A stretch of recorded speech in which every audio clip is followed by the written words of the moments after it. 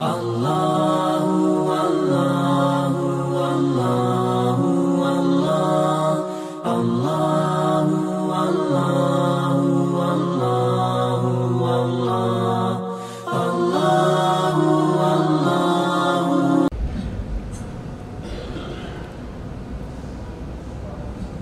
Innal hamdalillah nahmaduhu wa nasta'inuhu wa nastaghfiruhu wa nastahdihi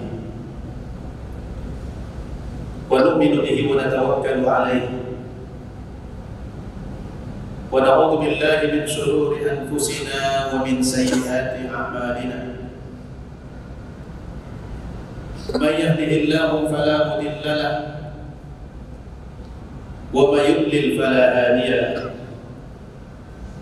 وَمَنْ لَمْ يَجْعَلِ اللَّهُ لَهُ نُورًا فَمَا لَهُ مِنْ نُورٍ. وَأَشْهَدُ أَنْ لَا إِلَهَ إِلَّا اللَّهُ وَحْدَهُ لَا شَرِيكَ لَهُ خَصَّنَا بِخَيْرِ كِتَابٍ أُنْزِلَ وَأَكْرَمَنَا بِخَيْرِ نَبِيٍّ أُرْسِلَ وَأَتَمَّ عَلَيْنَا النِّعْمَةَ بِأَعْظَمِ دِينٍ شُرِعَ. قال تعالى: وَسَارِعُوا إِلَى مَغْفِرَةٍ مِّن رَّبِّكُمْ وَجَنَّةٍ عَرْضُهَا السَّمَاوَاتُ وَالْأَرْضُ أُعِدَّتْ لِلْمُتَّقِينَ. وَأَشْهَدُ أَنَّ مُحَمَّدًا عَبْدُهُ وَرَسُولُهُ الَّذِي أَدَّى الْأَمَانَةَ وَبَلَّغَ الرِّسَالَةَ وَنَصَحَ لِلْأُمَّةِ وجاهد في الله حق جهاده وتركنا على المحجة البيضاء ليلها كنهارها لا يزيغ عنها إلا هالك. فمن يطع الله ورسوله فقد فاز فوزا عظيما ومن يعص الله ورسوله فقد ضل ضلالا مبينا. Fassalawatullahi wa salamuhu alaihi wa ala alihi wa ashabihi wa mawala. Amma ba'd. Faya ibadallah ittaqullaha haqqa tuqatih wa la tamutunna illa wa antum muslimun. Saudara-saudaraku sidang Jumat rahimakumullah. Alhamdulillah, puja dan puji syukur tidak henti-hentinya kita persembahkan kehadirat Allah Subhanahu wa taala. Karena atas nikmatnya lah sampai saat ini kita masih dapat melaksanakan kewajiban-kewajiban kita kepada Allah, terutama kewajiban melaksanakan salat Jumat pada siang hari ini. Mudah-mudahan Allah Subhanahu wa taala menerima segala ibadah kita. Amin ya rabbal alamin. Salawat dan salam mari sama-sama kita sampaikan kehadiran junjungan kita Nabi Muhammad sallallahu alaihi wasallam kepada segenap keluarganya, sahabat-sahabatnya dan para pengikutnya. Saudara-saudaraku yang saya cintai karena Allah Subhanahu wa taala, kita masih berada di bulan Muharram. Kita baru saja merayakan hari tahun baru Islam, yaitu tahun baru Hijriah, yang tahun ini telah memasuki tahun 1445 Hijriah. Sebagaimana biasanya, setiap kali kita memasuki tahun yang baru, yaitu tahun Hijriah, kita selalu diingatkan dengan peristiwa hijrahnya Nabi Muhammad sallallahu alaihi wasallam dan para sahabat-sahabat beliau dari Makkah ke Madinah, dan sekaligus sejarah perpindahan beliau dan sahabat-sahabat dijadikan sebagai penanggalan dalam Islam yang kita sebut dengan tahun Hijriyah. Saudara-saudaraku yang saya cintai karena Allah Subhanahu wa Ta'ala, khatib tidak membahas terlalu banyak tentang peristiwa hijrah ini. Hanya saja yang mau kita ambil adalah beberapa hikmah tentang relevansi hijrah dalam konteks kekinian. Namun yang pasti, hijrah yang pernah dilakukan Nabi dan para sahabat-sahabat adalah hijrah secara fisik, perpindahan secara tempat dari Makkah ke Madinah. Dan hukum perpindahan tempat di zaman itu adalah wajib. Wajibnya bukan wajib dari perspektif fikih, tetapi wajib adalah dalam perspektif akidah. Kalau wajib dalam perspektif fikih, kita tahu definisi wajib itu yang umum, dilaksanakan berpahala, ditinggalkan berdosa. Artinya kalau tidak dilakukan kewajiban itu berdosa. Tapi dalam konteks hijrah fisik, hijrah al-makaniyah, perpindahan tempat ini, kewajibannya dalam perspektif akidah. Jadi bukan hanya kalau ditinggalkan berdosa, tapi sanksinya bukan hanya berdosa, tapi ukurannya hijrah fisik ini adalah iman atau kafir. Nah itu saja, iman atau kafir. Kalau dia mengaku beriman, ya hijrah. Yang tidak mau berhijrah, hitungannya kafir. Jadi berat. Kalau wajib seperti kita sekarang, wajib fikih, ya dikerjakan berpahala, tinggalkan berdosa, ya berdosa nanti taubat. Tapi kalau di zaman Nabi, hijrah ini kalau tidak mau hijrah, divonis murtad dalam Islam. Jadi tidak main-main. Kenapa penting hijrah? Jadi hijrah ini sebenarnya ada nilai terapinya, ada nilai pendidikan yang bisa kita ambil.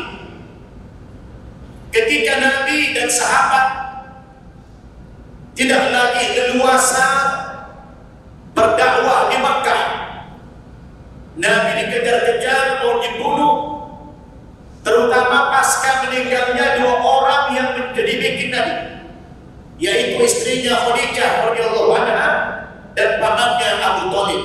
Ketika dua orang ini sudah meninggal, tidak ada lagi bikin Nabi selain daripada Allah dan para malaikat. Allah dan malaikatlah yang menjadi bikin Nabi. Tetapi secara kemanusiaan, dulu ketika dua orang ini masih hidup, orang-orang kafir Quraisy tidak berani macam-macam kepada Nabi, karena dua orang ini paling disegani. Tapi ketika dua orang ini sudah wafat, maka semakin menjadi-jadilah kesempatan orang-orang kafir untuk melakukan penganiayaan bahkan pembunuhan kepada Nabi. Maka Allah Subhanahu wa Ta'ala perintahkan Nabi dan sahabat-sahabatnya untuk mengatur strategi pindah dulu ke daerah lain, yaitu ke Madinah. Ketika Makkah tidak kondusif dijadikan sebagai sentra dakwah, menjadi pusat dakwah, tidak lantas Nabi yang mengatakan, di belakang saya kan ada Allah, di belakang saya kan ada malaikat. Meskipun istri paman saya sudah meninggal, bikin saya ada Allah, ada malaikat. Mending saya tidak usah pindah di sini saja. Tidak demikian. Ketika tidak punya kekuatan secara fisik melawan kekuatan kafir, udah mundur aja dulu, mengalah dulu. Kira-kira begitu. Jangan paksakan. Mundur dulu. Ketika Anda mundur itu mengatur strategi kemudian.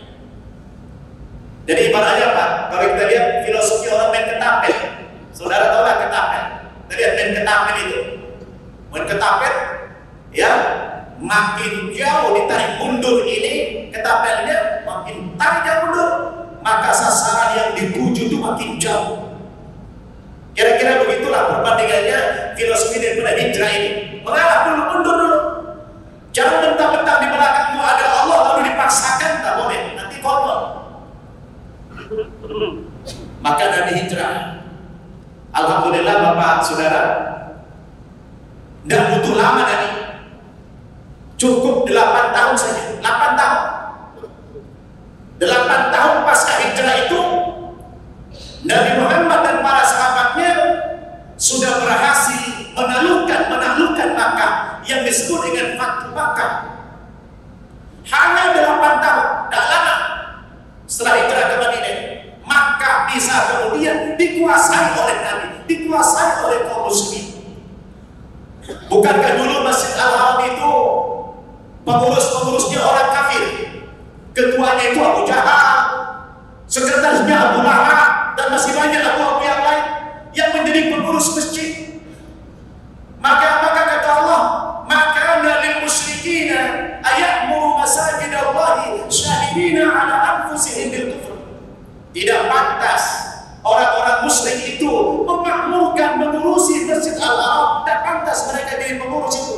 Syahidina ala anfusihim, sementara mereka mempersaksikan dirinya sebagai orang-orang yang musyrik.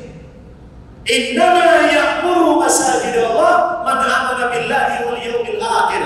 Sesungguhnya yang pantas memakmurkan rumah-rumah Allah, yang pantas memakmurkan Masjid Al-Haram itu siapa? Adalah orang-orang yang mengaku beriman kepada Allah dan beriman kepada hari akhirat, dan mereka mendirikan sholat dan membayar zakat. Itu yang pantas mengelola Masjid Al-Haram. Maka 8 tahun sesudah peristiwa hijrah itu, Rasul berhasil membangun sebuah kekuatan yang dahsyat, kekuatan yang luar biasa di Madinah.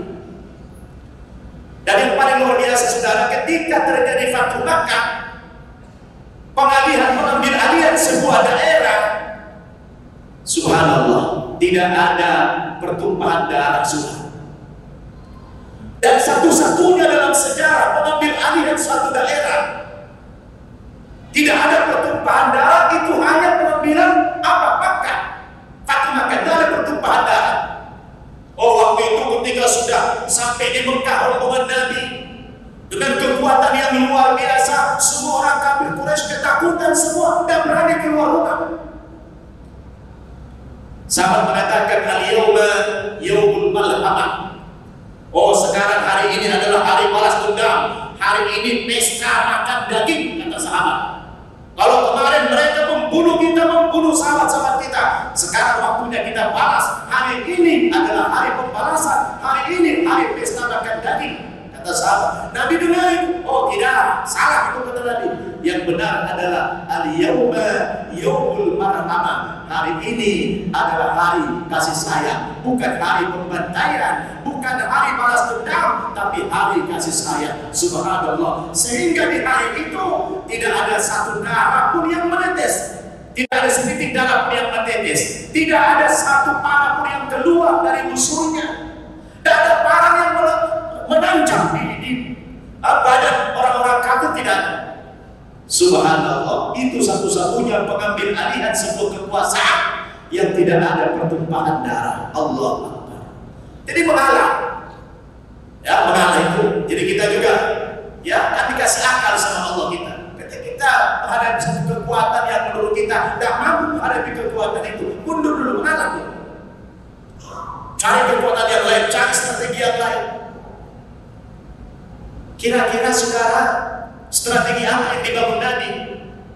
Oh, Nabi setelah sampai di Madinah, ya, tentu yang mula-mula dulu dalam sejarah kita baca yang dilakukan Nabi yang membangun Masjid Quba ini. Jadi masjid yang pertama kali dibangun di Madinah adalah Masjid Quba, bukan Masjid Nabawi, Masjid Quba. Kenapa masjid yang dibangun bukan rumah tempat tinggal? Padahal Nabi tidak punya tempat tinggal. Sahabat-sahabat belum punya rumah.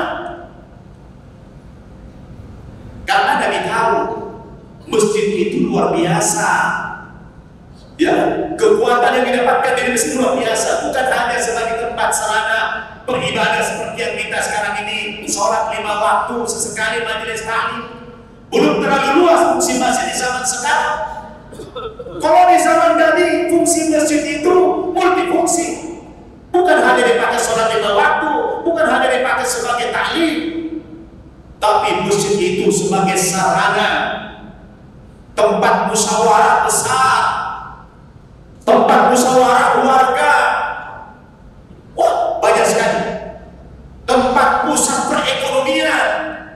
Karena kalau sudah masjid menggerakkan, nah contoh tadi saya dengar pengurus membacakan banyak sekali listnya yang dibacakan. Oh, bantuan ini, bantuan itu, bantuan ini, bantuan ini, program itu, dan semuanya berjalan dengan lancar. Karena kalau masjid yang menggerakkan itu gampang, maka bagus programnya Joko Kalian itu. Laporannya tiap minggu zero. Semestinya begitu, harus zero. Jangan dikumpul-kumpul, tumpuk-tumpuk uang upah. Banyak program-program yang lain, ya, jangan dikumpulin uang upah, tapi jalankan tugas. Karena masjid paling gampang mencari dana. Apa saja yang kita butuhkan, masjid gampang. Itu nggak tahu itu. Oh, masjid itu kotanya luar biasa, maka yang mula-mula dibangun dia bukan rumah pribadi, masjid. Baru yang kedua apa? Yang dibangun tadi, ukhuwah Islamiyah, persaudaraan Islam. Dipersaudarakan di antara muhajirin dan ansar, melebihi persaudaraan kampung. Oh, itu luar biasa. Kayaknya dalam sejarah, sehebat apapun ukhuwah kita sekarang, sehebat apapun persaudaraan kita sekarang, tidak akan mungkin bisa menandingi ukhuwah yang pernah dilakukan di zaman Nabi ketika hijrah. Dipersaudarakan Nabi luar biasa. Dan orang-orang Ansar itu di dalam mengimplementasikan nilai-nilai persaudaraan luar biasa. Sampai dilukiskan dalam Quran bagaimana sifat sikap orang-orang Ansar menyambut orang-orang Muhajir yang mereka tidak dikenal. Dasarnya cuma akidah saja, cuma iman saja. Belum pernah kenal mereka. Tapi apa yang mereka miliki orang Ansar ini diberikan lebih dari apa yang mereka butuhkan orang-orang Ansar. Sampai digambarkan dalam surah Al-Hasyr ayat 9. Wa yu'thiruna 'ala anfusihim walau kana bihim khassasah. Sahabat-sahabat yang Ansar ini memberikan bantuan kepada saudaranya yang berhijrah kepada mereka. Wa yu'thiruna 'ala anfusihim, mereka berikan semua yang mereka miliki. Walau kana bihim khassasah, meskipun yang mereka berikan itu adalah sangat mereka butuhkan. Bahkan bukan hanya persoalan makan sandang pangan, saking dalamnya nilai persaudaraan yang dibangun Nabi ketika itu.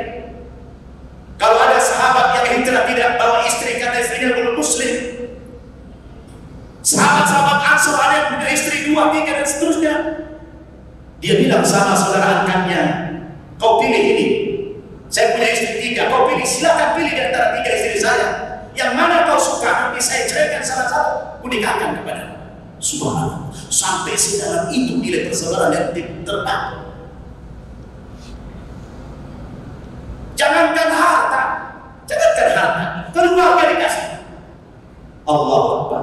Maka tidak heran saudara, kalau dalam waktu 8 tahun itu bisa merebut makan dari orang-orang kafir, karena kekuatan yang dibangun Nabi itu dari ukhuwah. Biar kita punya persenjataan yang canggih, punya harta yang banyak. Kalau ukhuwah kita berantakan, kayak sekarang ini sudah, kayak sekarang ini, apapun harta yang banyak kita miliki, kalau persaudaraan kita berantakan, tidak ada kekuatan apa-apa kita saudara. Yang bisa kita malah sesama kita berantem, sesama kita bisa perang-perangan. Apalagi menjelang tahun-tahun politik ini, wah, udah terjadi perpecahan yang luar biasa di kalangan masyarakat kita, luar biasa.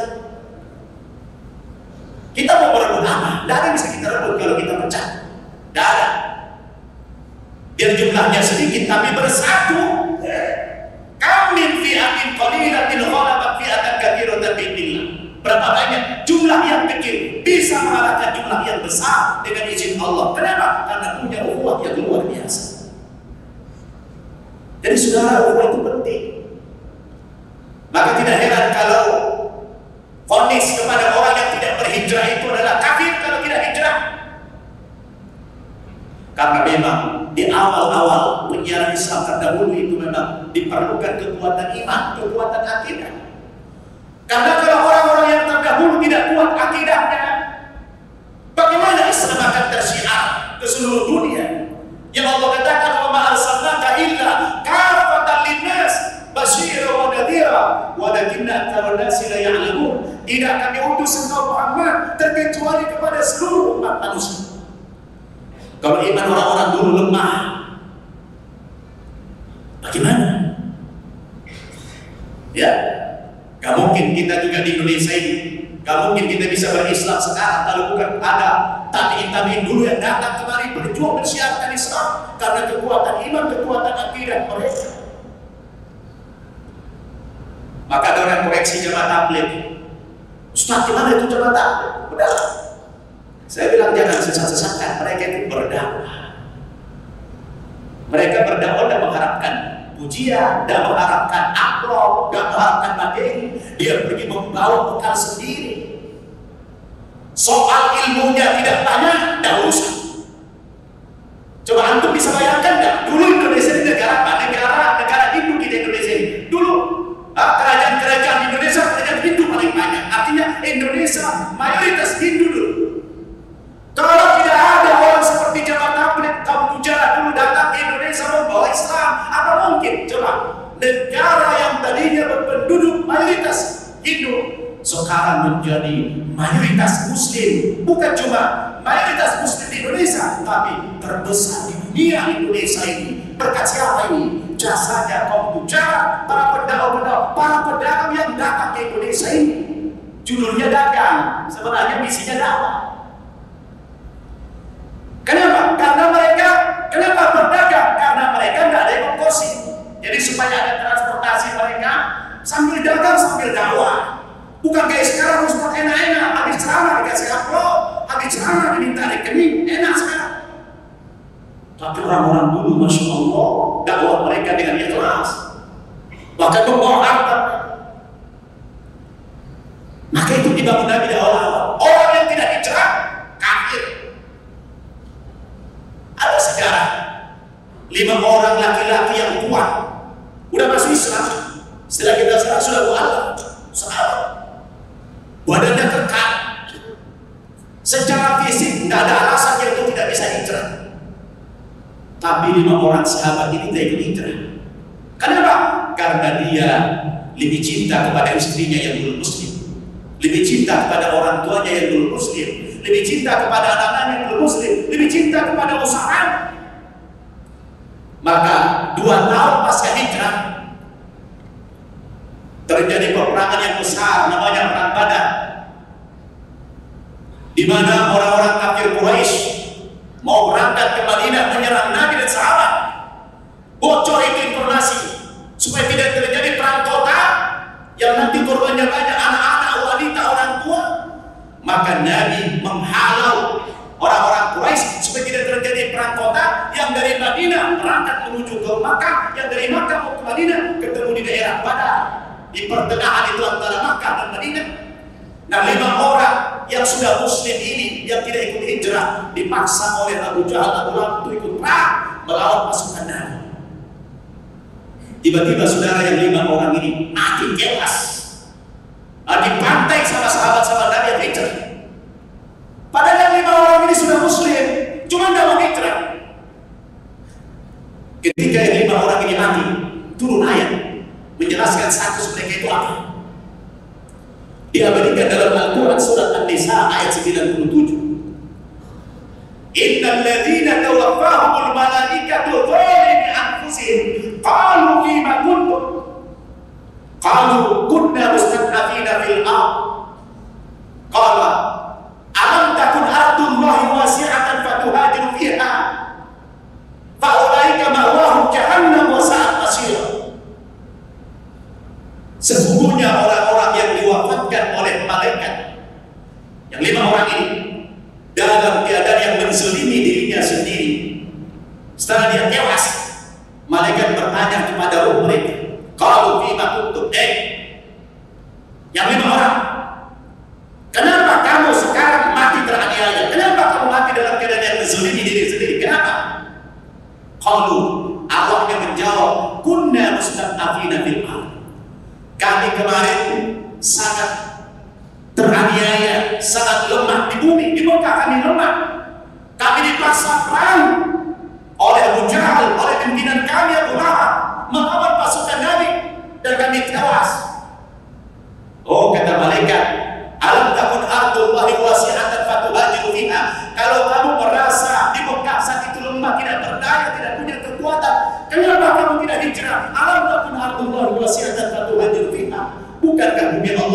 luas. Bumi Allah itu luas sehingga kau bisa berhijrah di dalamnya. Tidak alasan itu kata mereka. Maka nasib mereka kemana? Faulaika ma'wahum jahannam. Yang 5 orang ini dimasukkan ke dalam neraka jahannam wa sa'at masira, dan jahannam itu adalah tempat yang paling jelek kata Allah Subhanahu wa taala. Saudara-saudara yang saya cintai kata Allah Subhanahu wa taala, berat. Maka wajib yang dilakukan dulu bukan wajib dalam pendekatan fikih, tapi wajib dalam pendekatan akidah. Anda lakukan, ada orang yang menang, yang beruntung, tapi Anda tidak lakukan, Anda adalah orang yang kafir.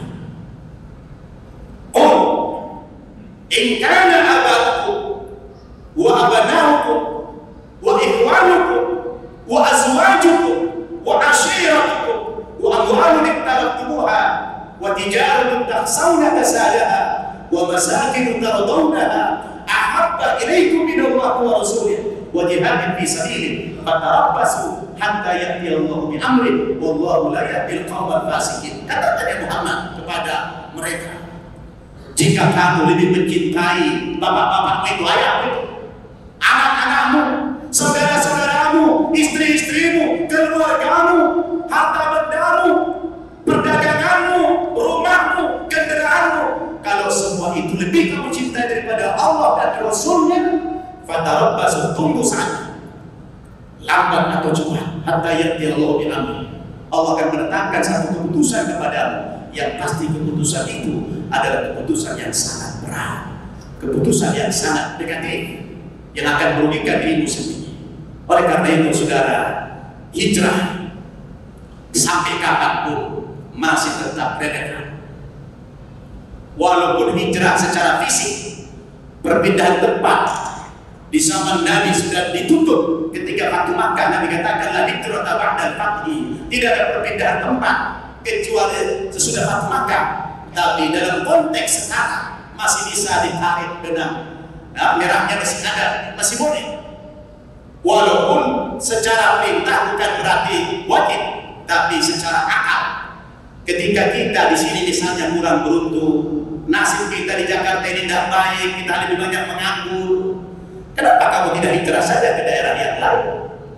Nah, bumi Allah itu luas, di sini pengangguran, di sini malah bikin susah.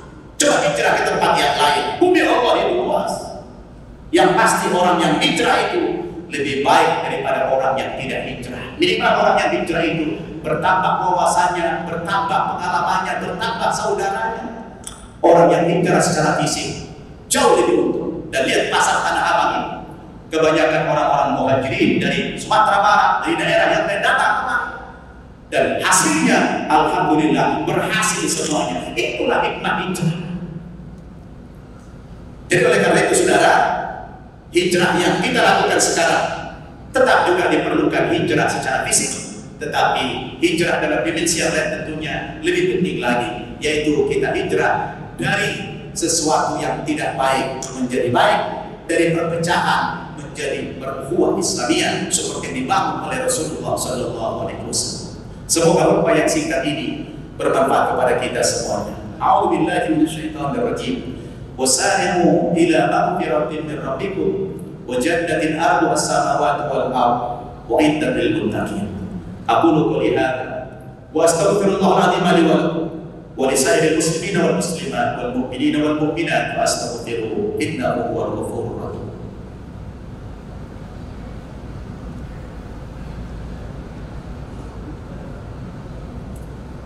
Alhamdulillahirabbil alamin. والعاقبة للمتقين ولا عدوان إلا على الظالمين. أشهد أن لا إله إلا الله وحده لا شريك له الإله الحق المبين وأشهد أن محمدا عبده ورسوله المبعوث رحمة للعالمين. اللهم صل وسلم على نبينا محمد وعلى آله وأصحابه أجمعين. Saudara-saudaraku yang saya cintai, kata Allah Subhanahu wa taala, karena keterbatasan waktu tidak sempat khotib menyimpulkan lagi apa yang sudah khotib sampaikan, tapi sudah begitu jelas. Mudah-mudahan kita semuanya diberikan hidayah oleh Allah Subhanahu wa taala agar kita senantiasa memiliki semangat hijrah dalam diri kita masing-masing. Indallah la yughayyiru ma biqaumin hatta yughayyiru ma bi anfusihim. Allah tidak akan pernah berubah nasib keadaan seseorang atau satu kaum sampai dia mengubah keadaan dan nasibnya sendiri. A'udzubillahi minasyaitonir rajim. Innallaha wa malaikatahu yusholluna 'alan nabi. Ya ayyuhalladzina amanu shallu 'alaihi wa sallimu taslima. Allahumma shalli 'ala Muhammad wa 'ala ali Muhammad kama shallaita 'ala Ibrahim wa 'ala ali Ibrahim innaka Hamidum Majid. Allahumma barik 'ala Muhammad wa 'ala ali Muhammad kama barakta 'ala Ibrahim wa 'ala ali Ibrahim innaka Hamidum Majid. Allahumma ighfir lil muslimina wal muslimat wal mu'minina wal mu'minat al ahya'i minhum wal amwat innaka sami'un qaribun mujibud da'awat wa ya qadiyal hajat.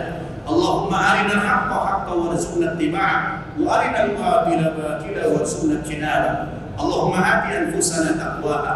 Allahumma ati anfusana taqwaha wa zakkiha anta khairu man zakkaha anta waliyuha wa mawlaha. Allahumma habib ilayna al-iman wa zayyinhu fi qulubina wa karrih ilayna al-kufra wal fusuqa wal isyan waj'alna minal rasyidin. Allahumma a'izz al-islam wal muslimin. Allahumma a'izz al-islam wal muslimin wa khudhul man khudhal al-muslimin bi rahmatika ya arhamar rahimin. Rabbana atina fid dunya hasanah wa fil akhirati hasanah wa qina adzaban nar. Ibadallah, inna Allah ya'muru bil 'adli wal ihsan wa ita'i dzil qurba wa yanha 'anil fahsya'i wal munkari wal baghi. Ya'idukum la'allakum tadhakkarun. Fadhkurullaha al-'azima yadhkurkum washkuruhu 'ala ni'amihi yazidkum wa la dzikrullahi akbar. Wallahu ya'lamu ma tasna'un. Aqimis shalah.